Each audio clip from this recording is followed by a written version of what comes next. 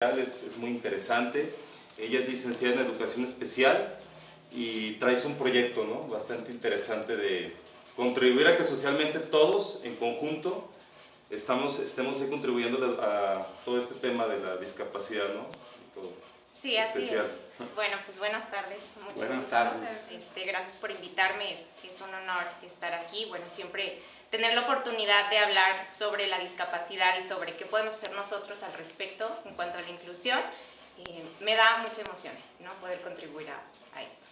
Ana Paula, perdón, bueno, yo soy psicóloga, trabajo en una organización ACE, de hecho tengo varias preguntas que te voy a hacer a lo largo del programa, pero la primera que te quiero hacer, ahorita con todo esto de, bueno, la inclusión, ¿cómo para las personas que a lo mejor no saben cómo referirse a ellos, a veces los nombran de una manera, otros de otra, otros de forma despectiva, otros inconscientemente lo hacemos? ¿Cuál es el nombre correcto para dirigirnos a personas con discapacidad? Ya depende, ¿verdad?, también el tipo de diagnóstico que se tenga, pero como te digo, a veces lo podemos hacer inconscientemente, ¿sí? Pero ¿cuál es el nombre adecuado, el nombre correcto para ellos? Sí, pues precisamente como dices, la verdad es que la mayoría del tiempo lo hacemos inconscientemente y porque no tenemos la cultura, ¿no?, de este ámbito, pero precisamente como tú lo dijiste, el término correcto es personas con discapacidad. Ya de ahí se derivan diferentes discapacidades, ¿no?, la discapacidad visual, la discapacidad motriz, la discapacidad auditiva y del lenguaje y la intelectual. Y ya dentro de cada una de estas 4 áreas, pues ya se derivan más específicamente cada una, ¿no? Pero, por ejemplo, algo que es muy común, ¿no?, por ejemplo, las personas con síndrome de Down, ¿no?, muchas veces nos referimos a ellas como, ay, pues son angelitos o son especiales, o las personas con discapacidad visual, pues es el cieguito, es el minusválido, la persona con silla de ruedas, ¿no? Entonces, pues en cuestión, por ejemplo, de discapacidad visual, pues nos referimos a ellos como personas con baja visión o personas con ceguera, y ya de ahí pues se derivan pues todas las afecciones. Y en cuanto a la discapacidad motriz, pues es simplemente así tal cual, persona con discapacidad motriz, nada de minusválido ni mucho menos. Entonces, sí, la verdad es que es un tema complicado y que ha ido evolucionando, ¿no?, que el término ha ido cambiando a través de los años, pero bueno, ahorita es como nos debemos referir a ellos. Muy bien. ¿Y cómo surgió, Ana Pau, todo ese tema, que te hayas empapado, así que desde un principio te hayas querido formalizar así en ese tema? ¿Qué fue lo que te llenó? Bueno, al entrar estudiaste la licenciatura, pero sí, para que hayas hecho eso, ¿qué fue lo que te orilló de alguna manera? Sí, pues cuando estuve en la secundaria tuve que hacer un proyecto de servicio social. Entonces, pues empezamos a investigar más o menos en qué podíamos aportar y di con la Asociación Civil de Escuela para Niños Ciegos de Guadalajara, que en ese entonces era nada más para niñas, y empecé a ir ahí de voluntaria. Entonces empecé a ir de voluntaria, estuvimos yendo como 2 semanas más o menos y me encantó. ¿Y estabas en la secundaria? Estaba en la secundaria. ¡Wow! Sí, estaba en la secundaria. Ya tenía más o menos una idea de que quería algo relacionado a educación, pero nunca creí que educación especial. Y platicando con las maestras de ahí me dijeron, bueno, es que yo les decía, estudio educación y después me especializo. Y me dijeron, no, ya puedes irte de lleno. Entonces, bueno, pasó la secundaria, la prepa, y antes de entrar a la normal tuve la oportunidad de estar un año de voluntaria en Oaxaca. Entonces estuve en la Sierra Zapoteca y ahí trabajé con niños con discapacidad. Entonces también fue una certeza por reafirmar que era realmente lo que yo quería. Ya regresando de esa experiencia de voluntariado, ya entré a la normal de especialidades directamente. Sí. Qué impresión, ¿no? O sea, porque por la experiencia que les comenté hace un momento, de que estoy viviendo esa experiencia con chicos de secundaria, y tú, siendo alumna de secundaria, inicias este proyecto. Cuando yo les comparto que, bueno, pongo las cartas sobre la mesa y he dividido el tipo de estudiantes universitarios, que es donde tengo mayor experiencia. Pero ahora, que es mi primer año estar con chicos de secundaria y que entonces los divido y que digo, bueno, no encuentro ese elemento de una persona inquieta que busque en los 3 grados de la secundaria, que busque hacer algo más. quiero utilizar la palabra extraordinario, porque en estos momentos sería algo extraordinario. Sí lo veo, sí lo he visto, ¿no? Nada más que está muy escaso tener esa inquietud. Discúlpame que te aplauda de esta forma, porque sé que a veces es incómodo recibir aplausos, pero sí lo quiero hacer ese reconocimiento. ¿Por qué? Porque las personas que también ven pues es que son a la vez dos canales,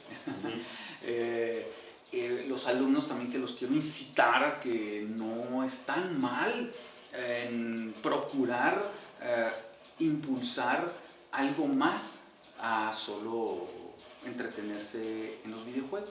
Claro. O sea, por favor, mira, aquí un ejemplo. ¿Tú crees, Ana Pau, que la pandemia se afectó de alguna manera a los niños? Porque yo he escuchado de que en mi rama de natación, por ejemplo, de que los niños se distraen mucho. He escuchado de que dicen, no, es que tiene autismo, no, es que tiene TDA. Y antes a lo mejor no era tan común. No sé si la pandemia, para tu punto de vista, sí afectó emocionalmente a los niños. Sí, definitivamente. Bueno, ahorita yo estoy también dando clases de soy maestra de inglés. Entonces, bueno, cuando comenzó la pandemia yo tuve precisamente niños de tercero de primaria y después de quinto. Y bueno, ya lo relaciono un poco más con los de secundaria porque igual los videojuegos no me hacían caso, hacían lo que querían a distancia. Ya que regresamos al modelo híbrido, que todavía había algunos en casa y algunos presencial, tuve segundo de primaria y dije, no puede ser. Los niños no sabían hablar, no sabían pedir algo, no sabían socializar, no sabían disfrutar, entonces todo el tiempo les teníamos que estar dando las cosas, ¿no? No era, se les cierra el mundo, y la verdad es que sí, la pandemia ha afectado de una manera impresionante, y más que intelectualmente, emocionalmente. No sé tú qué puedas comentar al respecto, Sí. pero los niños están... No.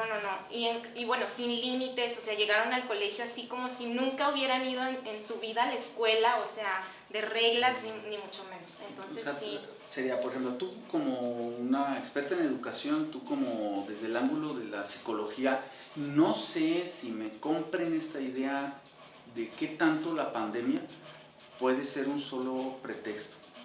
O sea, que sí influyó, pero que es un pretexto para los papás echarle la culpa a la pandemia, los maestros tal vez también echarle la culpa a la pandemia, pero alguien dejó de hacer algo. Alguien que no es nada más el alumno. Alguien dejó de hacer algo y le quiero echar la culpa a alguien, porque lo he estado observando mucho y dije, bueno, ¿qué estrategias me han hecho falta para captar la atención? Y veo en las personas que tienen mucha experiencia en escuela básica, ¿qué les ha hecho falta? Porque ellos tienen más experiencia ya allí que yo, y también veo que se les sale la situación de la capacidad de los alumnos.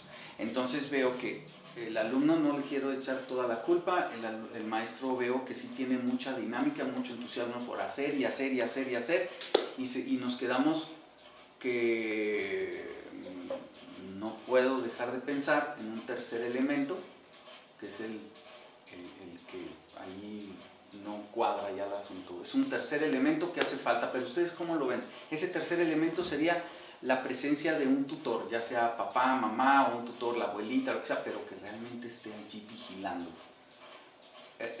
Parece ser que ese elemento no está.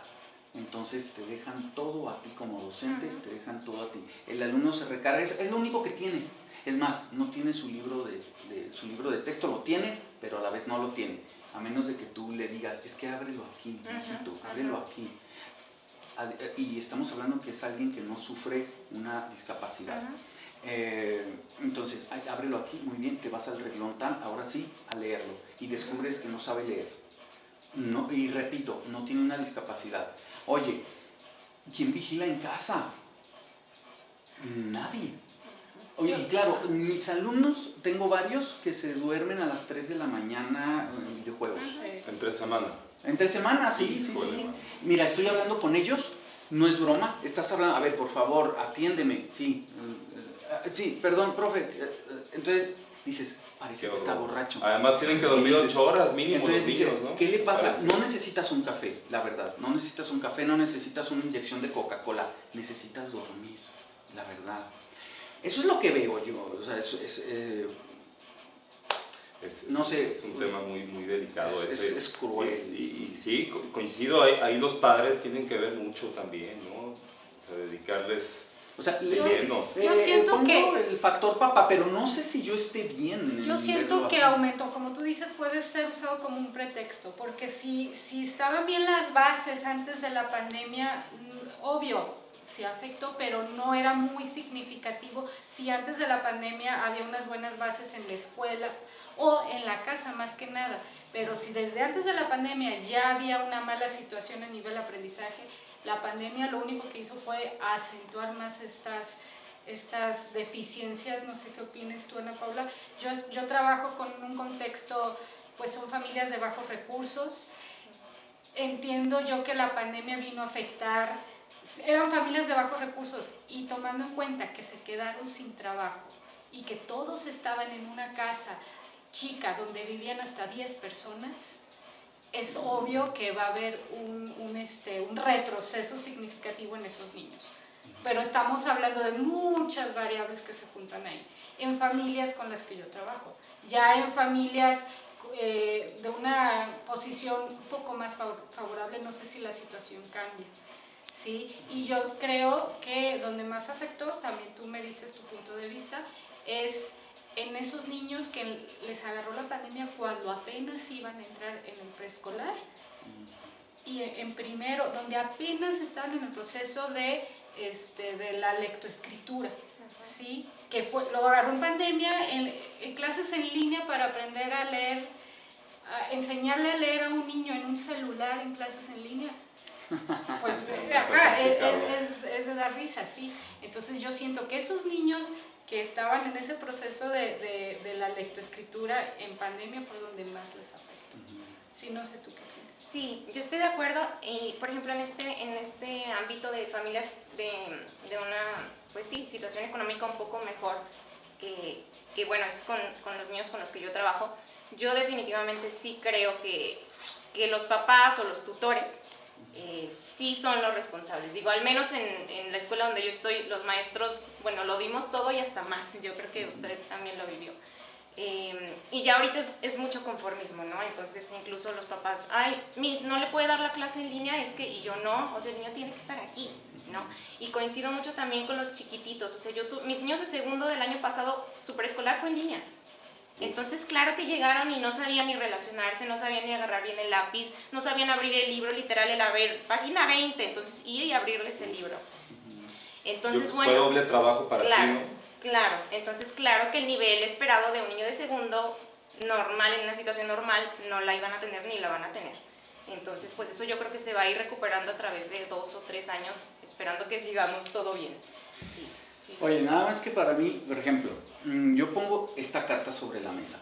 Está tu caso, que en la secundaria tienes esta hambre por hacer y de seguro tuviste 2, 3 maestros, o a lo mejor uno, o a lo mejor ni uno, pero eras tú. Aquí tenemos un ejemplo, el escritor Felipe no era un lector. ¿La lectura te llegó a los 20 años? Más o menos. Yo no soy un lector desde muy temprana edad. Mis hermanos sí. Algunos de los que ven este video me conocen como si fuera un gran lector desde siempre. No es cierto. Ha sido como un carrito de fricción, cada vez más, cada vez más, cada vez más, y ya después ya no me he detenido y como que qué bueno que entré en este rol. Pero esto de ser autodidacta, de creerte que tienes tú la posibilidad de, y que he tenido otro tipo de observancia hacia exactamente los veranos. Hace un momento decía que los momentos más grandes en mi vida han sido los veranos. ¿Por qué? Porque los veranos me han hecho regularizarme. Lo que no aprendí en la primaria, tal vez en un verano lo aprendí. Si no aprendí a entender varios libros que debatía con algunos maestros, el verano me sirvió para ello. Entonces, hay veces que es solo respirar profundo y decir, ya estuvo suave. Me concentro y quiero aprender. Y si no entiendo, pregunto, pero soy yo. Ese detalle, ¿cuándo les va a llegar a los chavos estos? O sea, ya estuvo suave la pandemia, algunos todavía utilizan cubrebocas, Y sabes bien que no es por miedo de contagiar ni de ser contagiados, Es un sino tip, es otro un tip detalle. nervioso. Los puedes ir descartando porque pudiéramos encontrar el elemento de no, sí, yo tengo miedo de, está bien, estás dentro de, pero tú sabes que no todos son por Sí, eso. incluso la falta de autoestima, ¿no? De seguridad en ellos mismos, de no quererse ya mostrar. Sí, Estar tantos eso años estaba precisamente viendo un cubiertos. documental precisamente que ya los chavos buscan taparse, que ya no salga su rostro. Si podrías detallar más a fondo qué es la educación inclusiva. Ujú. Educación inclusiva sería que el niño con discapacidad estuviera participando al 100% dentro del aula con las mismas actividades tal vez adecuadas a su discapacidad. Pero no estamos... Que no lo diferencies de los así demás. es, no estamos hablando que necesite una monitora, es decir, que esté alguien ahí ayudándolo, o que esté dentro del salón pero haciendo una actividad diferente al resto de los niños, o que esté dentro de la misma escuela pero en un salón aparte, ¿no? Sino que esté 100% participando de las mismas actividades que el resto de los niños. Y la educación especial es cuando hay una escuela, pues ahora sí que designada hacia la discapacidad, que atiende específicamente la discapacidad con todas las adecuaciones y todos los materiales necesarios, ¿no? Entonces, la verdad es que lo ideal sería que todos nuestros niños con discapacidad estuvieran incluidos en una escuela regular, pero nuestra realidad no es así. Sí, Falta mucho para llegar a eso, ¿no? amigo, déjame. Fíjate que Eso ayudaría mucho yo tengo un para tío estos mío, en paz problemas. descanse, que quedó cuadrapléjico a los 17 años de edad. No sé si te llega a platicar. Creo que sí. Sí. Bueno, hubieras visto todo el desafío porque mi abuela en paz descanse ella era, no, a ver, pues tienes la discapacidad ni modo, pero a mí me vas a seguir yendo a la escuela, me vas a sacar una ingeniería, sí, el mismo tiempo para contestar el examen que los demás, y él con la boca, así con la pluma, así contestaba, hacía sus tareas y todo. Mira, en paz descanse, desde los 17 murió a los 67, formó su propia empresa, creó una ingeniería, más bien estudió una ingeniería, y pues todo el desafío, ¿no? ¿A qué voy con esto de que no había rampas para discapacitados? Lo tenían que cargar en las escaleras entre varios para llevarlo a su salón. Era levantarse todos a las 5 de la mañana y todos parejo para tratar de asearlo, para tratar de atenderlo ya para llevarlo a la universidad. Entonces fue todo un desafío y eso fue en los años 70, 60.